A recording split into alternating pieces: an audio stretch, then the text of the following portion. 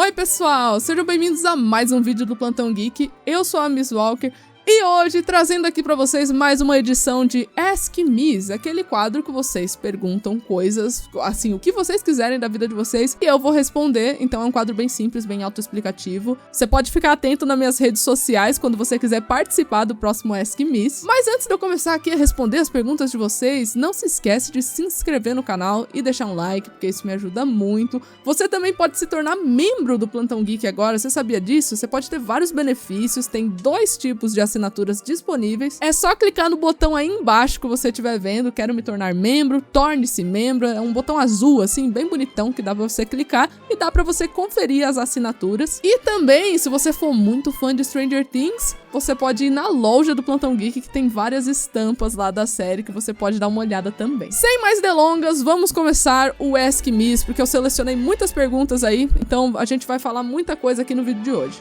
Estamos só começando! Nathan Aredes: Miss, como eles gravam cenas de espelhos ou reflexos sem a câmera aparecer? É uma pergunta frequente que eu tenho e eu acho que é uma pergunta meio idiota. Que pergunta idiota o quê, Nathan? Não é uma pergunta idiota. Eu quero saber, quem consegue responder como é que eles gravam? Com assim, né? Tem um reflexo, espelho, pô, é uma grande questão pra qualquer pessoa que já pegou numa câmera na vida, mas eu acredito ter algumas soluções aí pra você, Nathan, pra você aprender como é que a galera faz pra filmar as coisas sem mostrar no reflexo. Senta que lá vem a história. Uma das coisas que dá pra você fazer, é claro, é uma técnica que envolve a utilização de ângulos diferentes, né? Você pode colocar a câmera num ângulo que o reflexo não apareça, essa câmera, mas que você consiga gravar o que é necessário, como diz essa ilustraçãozinha aqui que eu peguei pra vocês darem uma olhada. Uma outra forma que dá pra você fazer também é envolvendo paredes falsas, sabe? Um set falso, digamos assim, porque esses equipamentos, essas câmeras, eles são enormes, né? E eles demandam muito espaço. Então, quando você tem um banheiro, um lugar que é meio apertadinho, dá pra você fazer uma parede falsa pra você conseguir colocar ali a câmera e ela consegue gravar ali o que tá acontecendo envolvendo espelhos e etc, sem aparecer, porque afinal de contas tá sendo ali uma parede falsa, né? Tá filmando a pessoa de frente. Outro recurso que é muito utilizado também na gravação que envolve espelhos é você colocar um chroma key ali na frente do espelho. E aí depois você consegue adicionar o reflexo ali do seu ator no chroma key na pós-produção. Tem muitas produções que fazem dessa forma, inclusive. Inclusive, a pós-produção salva bastante na hora que você vai montar esse tipo de cena que envolve câmera. Tem até umas cenas, né, como por exemplo no filme Cisne Negro, que a câmera, originalmente, ela tava aparecendo no espelho, só que ela foi removida por CGI. Ela foi removida ali na pós-produção para que ela sumisse completamente da tela, né? Afinal de contas, era um estúdio de balé, tinha espelhos por toda parte, então ficaria naturalmente difícil você colocar um equipamento ali sem mostrar ninguém. Mas assim, se geralmente a pessoa não tem tanta grana pra investir nessa parte de sumir com as câmeras no CGI, ela pode ser camuflada com a ajuda de alguns elementos cinematográficos. Como, por exemplo, nessa cena de Matrix aqui que vocês estão vendo, que tá vendo aquela setinha que tá aparecendo ali? Então, aquilo ali é uma câmera que tá camuflada com um pano preto e tá se misturando ali com o casaco do Morfeu e as cores do Neo. Aquilo ali, aquele pequeno montinho preto ali, é uma câmera, só que ninguém percebe, porque primeiro, é um take muito rápido e distorcido, então você só vai interpretar como se fosse algo distorcido, sendo que é uma câmera com um paninho preto em cima. Basicamente isso, é uma camuflagem. Espero ter respondido a sua pergunta, Nathan. Vamos pra próxima agora. Samuel, qual é a cena do primeiro livro de Percy Jackson que você tá mais animada pra ver sendo adaptada na série? Cara, com certeza toda a sequência que envolve o cassino. Gente, o cassino, inclusive esse foi um dos motivos que eu não gostei do filme, da adaptação, né? Um de vários motivos que eu não gosto, né, da adaptação de Percy Jackson. Eu acho que eu não sou a única, tem muita gente que leu e não gostou, né, porque é muito diferente mesmo. Mas assim, o cassino é uma das melhores sequências que tem no primeiro livro pra mim. Eu tô muito ansiosa pra ver acontecer sem você colocar uma Lady Gaga tocando de fundo, né? Por favor, é só isso que eu peço. Tá porra, menor! Miss, aqui é a Naná. Oh, nanana, oh, nanana, a maioria das amigas da minha ex-mina tão querendo. Além do cinema, você já se interessou por mais coisas pra trabalhar com? Ou já trabalhou com outras coisas fora isso? Eu trabalho desde os 14, 15 anos com design gráfico. Sempre foi a minha primeira profissão, assim, de todas, né? Quando eu não tava na faculdade ainda, esse tipo de coisa. Foi onde eu aprendi a editar com Photoshop, com Adobe Premiere, né? Fazer coisas com edição. Então eu comecei a ganhar uns troquinhos fazendo freelancer de design gráfico. Só que eu já me interessei por muitas outras coisas na vida antes de eu escolher cinema. A minha paixão, assim, a primeira paixão de todas foi fotografia. Só que na época de vestibular, eu tava interessada em 3 cursos diferentes. O próprio cinema, né, fotografia, trabalhar com audiovisual, eu não sabia bem qual curso que eu ia fazer, mas audiovisual era uma área ali de interesse. Mas minhas outras opções era psicologia e história. Eu já falei essa história várias vezes aqui. Já falei essa história, né? Várias vezes aqui no canal, que eu quase fui professora de história. Gente, eu fiquei assim. Olha que legal. Quase fui professora de história na minha vida. E eu acho que eu seria muito feliz também, viu, fazendo história, porque eu amo, né, essa matéria, eu amo conhecimento de história. Eu pesquiso por conta própria, sabe? Às vezes eu tô lá no meio da noite, assim, sabe quando a pessoa fica pesquisando receita de bolo no meio da noite, do nada? Eu tô lá tranquilinha, deitada no sofá, e eu fico, gente, quando é que foi a queda da Bastilha? Aí eu começo a ler uns bagulho de queda da Bastilha do nada. Basicamente isso. Em relação à psicologia, no final eu acabei fazendo audiovisual, mas uma das minhas especializações é narrativa psicológica. Então eu consegui meio que inserir um pouquinho do meu amor por psicologia ali no meio. É claro, não da forma de profissional de saúde, né? Mas trabalhar com alguma coisa que envolve psicologia. Pedro Ferreira, com toda essa repercussão do Ed, você acha que os Duffers estão agora na sala de roteiristas fritando a cabeça e pensando em uma forma de trazer ele de volta? Não, eu não acho, porque, assim, os Duffers, aparentemente até o presente momento, eles não se arrependeram de matar o Ed. Inclusive, eles falaram, vai ter uma repercussão, né? Claro que você tem uma consequência com a morte dele, mas a gente mata apenas personagens que agregam a história. Eles estavam até justificando do porquê que eles não matavam o protagonista. Então, eu não acredito que esses caras vão trazer o Ed de volta, não, assim. Um flashback já agrada todo mundo. Miss, você gosta de fanservice em produções? Você, como profissional, acha que o fanservice é importante para a aceitação do público ou acha que é falta de coragem de inovar e até decepcionar as pessoas, pensando nas últimas temporadas de Game of Thrones? Então, relacionado às últimas temporadas de Game of Thrones, eu acho que eles não fizeram tanto fanservice, não. Muito pelo contrário, eles mataram um monte de protagonista que todo mundo amava.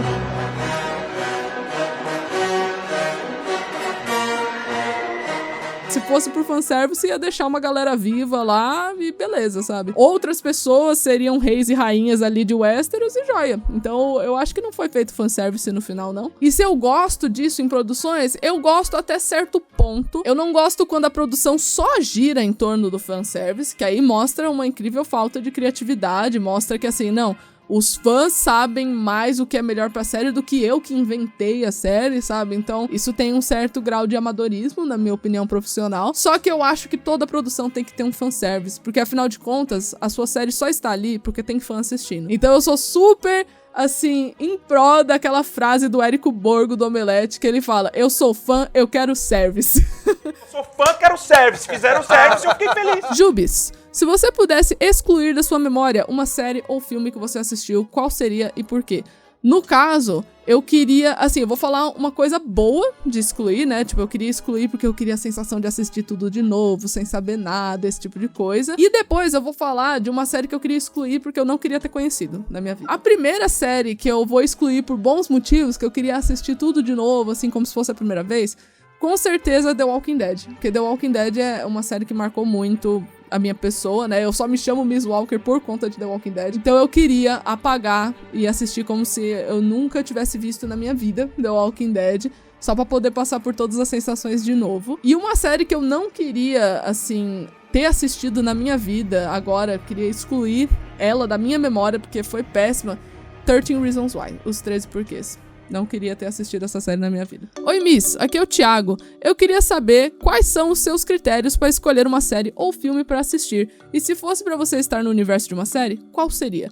Então, os meus critérios, meu critério pessoal, você pergunta, né? Porque profissional você não escolhe não, cara. Profissional é os caras mandam o filme, a série e fala, faz uma crítica disso aí. Às vezes não é nem o gênero que você gosta, não é nada a ver com o seu interesse, só que é o seu profissional, né? Não é o seu pessoal. Então, no sentido profissional não tem critério nenhum, mas no sentido pessoal, geralmente é aquele tipo de narrativa que me intriga, que me faz ficar curiosa, que vai me fazer pesquisar depois. Inclusive é por isso que eu gosto bastante de séries que envolvam história, porque depois que eu terminar de assistir aquele episódio, eu vou começar a pesquisar a galera, né, que faz ali aquela história. Eu recentemente tava assistindo uma série da Netflix chamada Os Últimos Cesares, e eu pesquisei tudo da família Romanov. Eu comprei um livro da família Romanov, de tanto que eu fiquei intrigada, curiosa sobre os acontecimentos que estavam sendo retratados, né? E depois, no fim do dia, eu fui lá assistir a animação lá da Disney, Anastácia, só porque é legal. Eu sei que não tem nada a ver com a história original, mas eu assisti porque eu tava na vibe Romanov. E se eu fosse pra estar num universo de série, eu escolheria o universo de Once Upon a Time.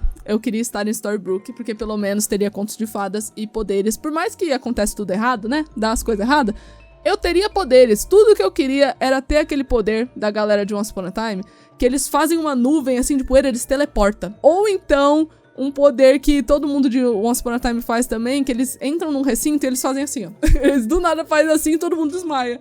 Todo mundo fica podre. Aí eu fico, gente, amaria ter esses dois poderes. Franart.art. Tem algum filme que você amava, mas depois de estudar sobre, viu que ele é péssimo, ou no mínimo ruim? Sim. Um filme que eu amo, meu gosto pessoal ama, é apaixonada, sabe todas as falas e todo esse tipo de coisa, mas profissionalmente ele é bem ruim, tem vários furos, não é algo que dá pra comprar, sabe, de tipo, não é uma ideia comprável, tem 1 milhão de erros de verossimilidade. As Branquelas. Gente, As Branquelas é um filme que, em suas questões técnicas, é muito podre. É muito podre. É um negócio, assim, que não tem lógica nenhuma.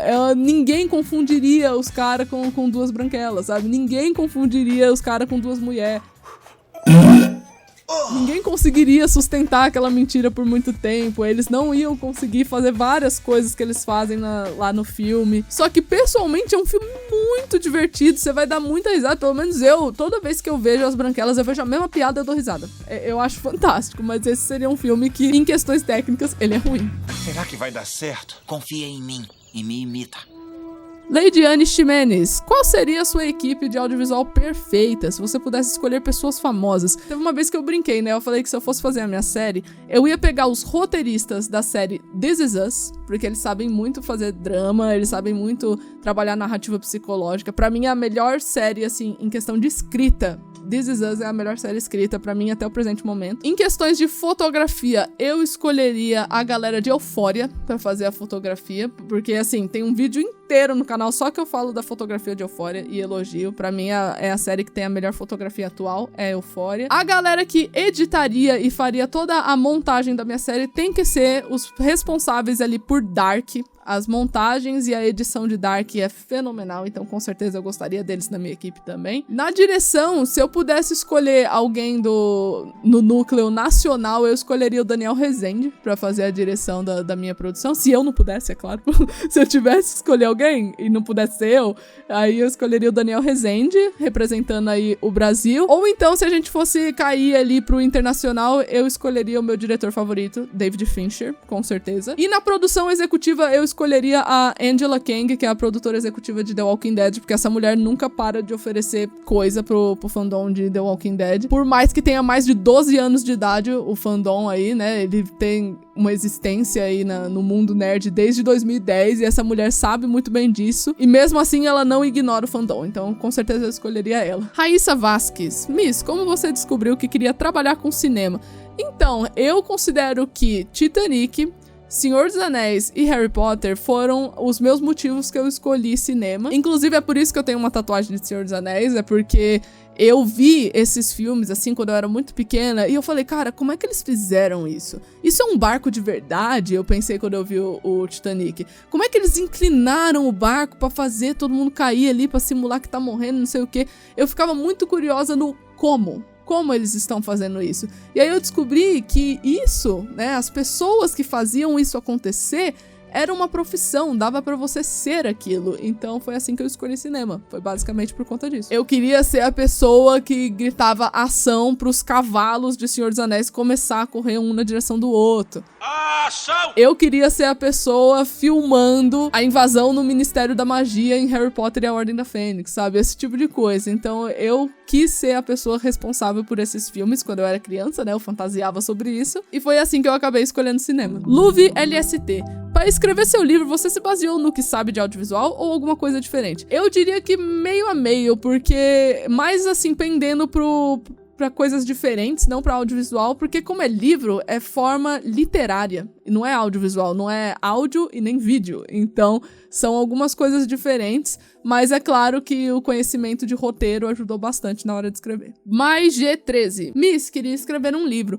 Como eu sei que você tá escrevendo uma saga de livros faz alguns anos, poderia me dar uma dica de como escrever? Então, a dica primordial é: faça fichas biográficas. Saiba quem são os seus personagens, até coisas que você não vai nem colocar na história. Você precisa colocar ali numa ficha todos os personagens que participam da sua história, por que eles existem na sua história, por que precisa ter aquele personagem ali, fala todos os defeitos, todas as qualidades, como é que ele é sozinho, como é que ele é tratando amigos, namorada, namorado, família, o que ele quer fazer da vida, qual é o maior sonho da vida dele, e como eu falei, até coisas que você não vai mostrar no seu livro, você precisa conhecer, porque assim você consegue fazer uma personalidade. A partir do momento que você tem uma personalidade, você pode pensar no que pode acontecer com eles. Davi Esteban. Miss, por que você escolheu se especializar em narrativa psicológica e fotografia? Eu acredito que narrativa psicológica eu já respondi, né? Eu sou muito fascinada pelo comportamento humano, por que o ser humano se porta de determinadas maneiras, né? Eu gosto muito, tipo, de documentário true crime, que é sobre crimes reais, esse tipo de coisa. Eu gosto de entender a cabeça do ser humano. Eu acho isso um tópico fascinante. E ser capaz de escrever uma personalidade convincente, né, que é no caso de narrativa psicológica, obviamente é uma coisa que me atraiu bastante. E fotografia, porque eu amo o fato que a fotografia é literalmente uma coisa que congela o tempo. Ele congela uma memória, na minha análise. Então essa memória pode oferecer várias interpretações diferentes, várias sensações diferentes, e ser uma pessoa capaz de fazer um grupo de outras pessoas sentirem múltiplas coisas diferentes só de olhar uma fotografia, pra mim é uma das profissões mais bonitas já existentes, e é por isso que eu escolhi essas duas especialidades. Juan Riquelme. Miss, como funcionava a psicologia das cores nos filmes preto e branco? Interessantíssima sua pergunta, Juan. Nossa, cadê? Agora eu quero ver quem consegue me responder essa. Você consegue? Se você pausa o vídeo, responde. Como é que você acha que as pessoas faziam com os filmes preto e branco? Pois agora eu vou responder. Já te dei o tempo aí, agora eu vou te responder. Porque no filme preto e branco, você também tem bastante o uso de contraste e brilho, certo? Gama e esse tipo de coisa, que é a quantidade de partículas ali pretas e brancas que vai estar presente no seu filme. E quanto mais contraste você aplica, isso causa um efeito no seu cérebro. Inclusive, eu recomendo bastante você ver, Juan, o vídeo sobre o expressionismo alemão, que eu fiz aqui no canal para explicar a origem dos monstros no cinema. A origem de várias criaturas, né, que hoje ficam aí nos filmes, lobisomem, múmia, Frankenstein, King Kong, esse tipo de criatura, até poder chegar em Jason, Pennywise, etc. Eu expliquei num vídeo que vai estar passando aqui no card para você dar uma olhadinha. E lá eu falo bastante dessa questão do contraste, que é justamente assim, quando você coloca muito contraste, pouco brilho, cria um ar sombrio. Se você coloca muito brilho, cria esse negócio mais de um aconchego, algo que tem iluminação, né? Então é apropriado, parece que a pessoa ela vai querer ir atrás, literalmente aquele negócio de ir atrás da luz, sabe? Então a psicologia das cores ela é aplicada de forma diferente quando é preto e branco, porque ela tá avaliando outros elementos, ela não tá avaliando a cor, a saturação ali, ela tá avaliando contraste, brilho, gama, enquadramento, outras coisas, né, no caso da cinematografia. Mas no caso da cor apenas, ela vai estar falando ali do contraste e do brilho aplicado ali nas cores preto e branco. Sara Souza 3. Miss, fala alguma coisa que você faz e te deixa muito feliz. Ai, que pergunta fofa. Adorei. Obrigada, Sara, pela sua pergunta. Livros. Ler e escrever são coisas que me deixam muito feliz. Eu fico em outro universo quando eu tô fazendo isso. Então, com certeza, minha resposta seria essa. Vilelas. Miss, qual você acha que é o tipo de personagem, com narrativa psicológica e tudo, mais difícil de escrever sem se tornar algo superficial? Com certeza, anti-heróis. Personagens anti-heróis, como por exemplo Negan de The Walking Dead, Wolverine, né, ali dos X-Men, a Feiticeira Escarlate da Marvel, né, que é a Wanda. Esses personagens são todos anti-heróis e eles são muito mais difíceis de você escrever porque são personagens extremamente falhos, eles têm que ter muitas qualidades e muitos defeitos, eles têm que errar tentando acertar, eles têm que fazer muitas coisas erradas sem você julgar totalmente, então são personagens que as camadas deles são muito intensas, eles têm muitas camadas, são muito complexos, e se você escorregar na hora de você fazer um personagem anti-herói, você pode fazer sem querer com que seu público interprete ele como apenas um herói ou apenas um vilão. Então eu diria que anti-heróis são personagens mais difíceis de escrever. Matthew RSTY, já sentiu um tipo de desinteresse em alguma série, filme por conta de fandom? Então, se você tá se referindo se eu já deixei de assistir alguma coisa por conta de fandom, então a resposta é não. Mas se você tá falando se eu já senti desinteresse em uma série, filme que eu já assistia, que começou a ficar um pouco maçante, um pouco chato por conta de fandom,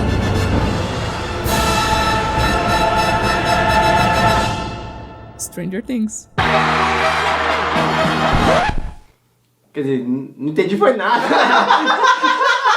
Gente, quem tá no fandom de Stranger Things sabe. Às vezes o fandom de Stranger Things consegue ser muito chato, e a gente sabe disso, né? O pessoal faz alguns comentários às vezes que é além da casinha. E eu não estou falando de teoria, especificamente. Eu tô falando de coisas, debates que acontecem no fandom que você fica, gente, por que estão debatendo isso? Sabe, tem umas coisas tão importantes, por que estão falando da pedra, do cascalho que tá no chão, que bateu em tal chip, não sei o quê. Por que estão falando disso, sabe? Então, com certeza, às vezes, o fandom de ST consegue me trazer um grande desinteresse na série. Só que até o presente momento, estou aqui fazendo vídeo de Stranger Things porque eu ainda gosto, né? O dia que eu não gostar, aí a gente para. Só que eu sei formas de fazer com que isso não aconteça. É por isso que vocês não me veem em briga de fandom. É muito difícil vocês verem, porque se eu entrasse em briga de fandom, eu já tinha desinteressado de ST faz tempo. Ó o pau quebrando, pá, eita porra! Liga na vaca, pai! Eita porra! Mas então é isso, eu espero que vocês tenham gostado desse Ask Miss de hoje. Não se esquece de se inscrever no canal e deixar um like, porque isso me ajuda muito. Compartilha esse vídeo pra todo mundo que você conhece que gosta de Stranger Things, gosta de filmes, gosta de séries e coisas do tipo. Eu vejo vocês no próximo vídeo. Tchau!